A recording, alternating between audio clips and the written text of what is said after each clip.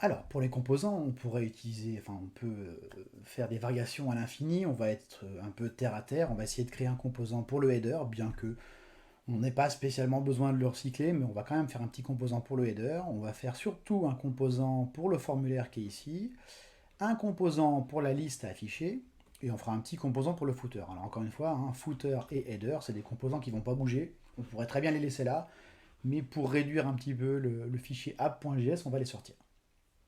Bon, dans header, on aura quand même un peu de logique à embarquer avec nous, parce qu'il va falloir quand même qu'on fasse varier les chiffres ici au fur et à mesure qu'on ajoute des tâches. Alors comment on va créer des composants en React? Alors déjà, le premier truc, c'est qu'on va aller récupérer le code qui nous intéresse, on va le couper. Si je sauvegarde évidemment, bah, vous voyez, mon header il disparaît, hein, puisque je ne l'ai plus. Dans mon fichier src, je vais aller créer un nouveau fichier. Non, pardon. D'abord, je vais aller créer un nouveau dossier que je vais appeler components. C'est absolument pas obligatoire, mais c'est une bonne pratique. Dans la plupart des frameworks d'ailleurs, hein, qu'on soit sur React ou Angular, on crée généralement un dossier component dans lequel on va aller créer nos components. Alors, là, je vais créer donc du coup un nouveau fichier et je vais appeler mon fichier par exemple header.js. Ok. Dedans, je peux déjà faire une fonction qui s'appelle pareil que mon composant. Donc là, j'ai choisi header.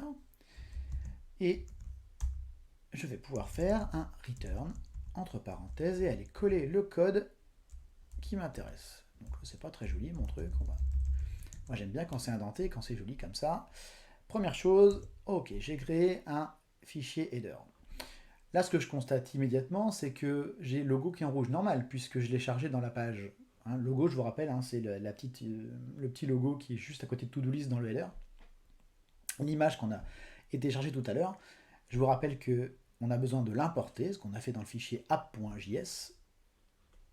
C'était ici. Et il va falloir qu'on... Là, on n'a plus besoin de notre logo, donc on va aller le décaler et on va aller le mettre dans header. Toc. Là, maintenant, il est content. Je charge mon logo dans le bon fichier. Je vais pouvoir l'utiliser ici. Ok, parfait. Alors, deux choses. La première, c'est que il existe en JavaScript ES 2015, hein, depuis 2015, une nouvelle façon d'écrire les fonctions, ce qu'on appelle les fonctions fléchées. Alors je vais faire ça. Je vais écrire const header et je vais dire que c'est égal à une fonction fléchée. Alors une fonction fléchée, c'est ça, hein, parenthèse. Donc les parenthèses ici sont absolument équivalentes aux parenthèses ici. Le nom de la fonction ici, c'est juste le nom de la variable ou de la constante qu'on a déclarée. Le mot fonction disparaît, mais par contre, on est sur quelque chose dans les grandes lignes de similaire. C'est-à-dire que si je fais ça et que je le colle là, donc là évidemment, je vais rabattre un peu mon volet pour qu'on voit plus de choses. Là, j'ai deux fonctions qui sont à peu près équivalentes. Elles ne sont pas réellement tout à fait, mais ça va être sur des points de détail que il faut avoir manipulé un petit peu ES 2015 pour bien les comprendre, et la programmation orientée objet. Mais dans le fond, pour l'instant, on est sur des choses équivalentes. Sachez quand même qu'on a plus l'habitude en React d'utiliser ça, vous allez voir, c'est bien pratique par la suite. Donc prenez l'habitude d'écrire vos fonctions maintenant, plutôt comme ça. Ce que je vais faire, c'est que je vais aller supprimer celle-ci. Et donc là, je suis content, j'ai un fichier header.js. Si je sauvegarde, bah, je ne vais pas pouvoir en faire grand-chose parce que en JavaScript, quand on est dans un fichier comme ça, on appelle ça un module. Et pour qu'on puisse utiliser le contenu d'un module à partir d'autres fichiers, il faut absolument l'exporter. Donc là, il va falloir que je rajoute en bas export, default, et le nom de l'objet que je veux exporter. Donc là, moi, c'est header. À partir du moment où j'ai fait ça, je pourrais tout à fait réutiliser header dans un autre fichier, mais pas avant. Donc là, je sauvegarde, mon premier composant est fait. Il faut que je l'utilise maintenant. Donc je vais retourner dans mon app.js et à l'endroit où j'avais mon composant jusqu'ici, eh bien, je vais aller essayer de poser un header. Alors, est-ce qu'il va me le trouver tout seul comme un grand? C'est pas gagné ça. Hein. Donc là, il me dit que header, il ne le connaît pas. Ça, c'est assez normal. Est-ce qu'il va me le proposer? C'est pas si. Il me propose de faire un import header from component header. Au passage, si vous ne savez pas comment faire ça, vous avez la combinaison de touches. Enfin, chez moi en tout cas, c'est CTRL Maj et la touche sur un clavier français en tout cas, AZERTY. la touche point virgule point qui est juste au-dessus d'espace. Hein, ça ouvre cette bulle là qui vous permet de sauvegarder des choses, enfin de sauvegarder des choses, de résoudre des choses, pardon. Et donc là, vous voyez, quand j'ai fait ça, il a été me rajouter un import header from component header. Je vous rappelle qu'on a été créer notre composant dans le fichier header qui est rangé dans components. Là, on a déjà utilisé ça. Qu'est-ce que j'oublie? Non, c'est pas mal. Je crois que j'ai à peu près dit. Si, je voulais juste repréciser que je peux faire un import de header parce que j'ai fait un export ici. Si jamais vous voyez un jour que vous n'arrivez pas à faire un import, c'est parce que vous avez oublié de faire l'export probablement ici. Je sauvegarde. Ah, il n'est pas content. Pourquoi? Alors, il n'est pas content parce qu'il ne peut pas résolve logo.svg. Ça paraît assez logique parce que regardez, tout à l'heure, on était dans app.js. App.js, il est à la racine. Or, maintenant, mon fichier header, il est dans components. Et moi, j'étais un peu sauvage. J'ai fait un copier-coller. Donc, en fait, il faut que je remonte d'un cran. Il faut que je remonte dans le dossier source. Je suis dans component. Il faut que je remonte dans source pour aller récupérer mon react.svg, mon logo.svg, pardon. Et là, si je sauvegarde, ça se passe beaucoup mieux. Je viens de créer un composant. Pour l'instant, il ne fait pas grand-chose, mais je viens de créer un composant.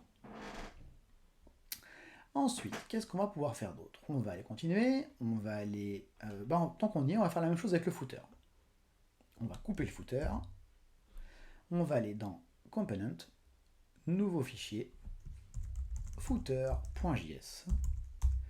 Et là, on va aller, ça va être très rapide, hein, on va faire const footer égale une fonction fléchée. Et dans ma fonction fléchée, je vais faire un return, ouvrez les parenthèses, coller de mon contenu. Tic, tic, bon, ce serait peut-être plus sympa de le faire, c'est pas grave.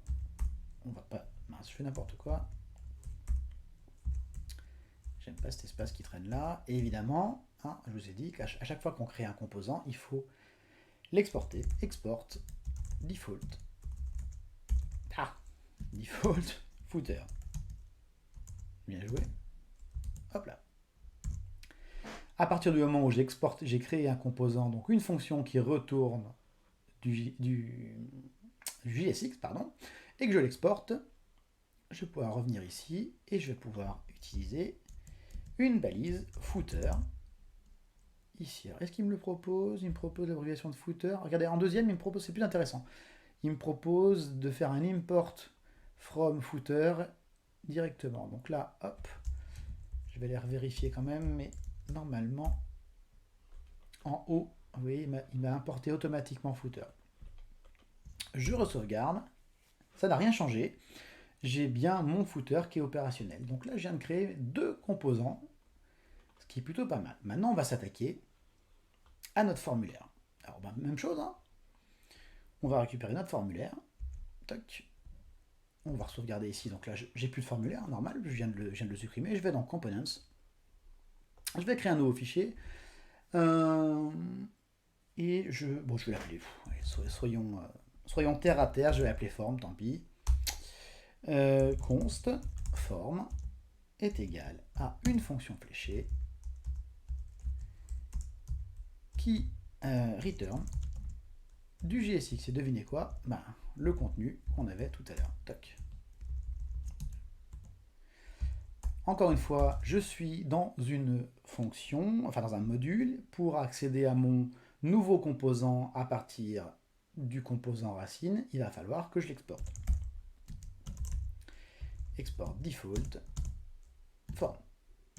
Ok, je sauvegarde. Je reviens dans mon app.js. Vous avez vu jusqu'ici, il n'y a pas grand chose de compliqué. Hein. Et donc là, je vais pouvoir utiliser mon composant form. Et là, encore une fois, VS Code me propose automatiquement d'aller faire un import from components form. Boum. Et puis je vais transformer ça en balise auto-fermante.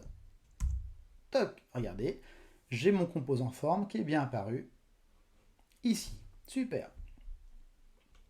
Il ne me reste plus qu'un composant à faire du coup. Alors évidemment, après, il va falloir gérer la logique de tout ça. Hein. Mais en tout cas, au moins, visuellement parlant, on aura nos composants. Donc là, il nous reste la liste. Même chose, je supprime. Dans Component, je vais créer un nouveau fichier que je vais appeler list.js. Youpla. devinez ce qu'on va faire, je pense que vous vous en doutez déjà. On va créer une fonction list qui retourne une fonction comme ça, et dedans, enfin pardon, qui est une fonction, qui retourne le code qu'on avait tout à l'heure sous la main.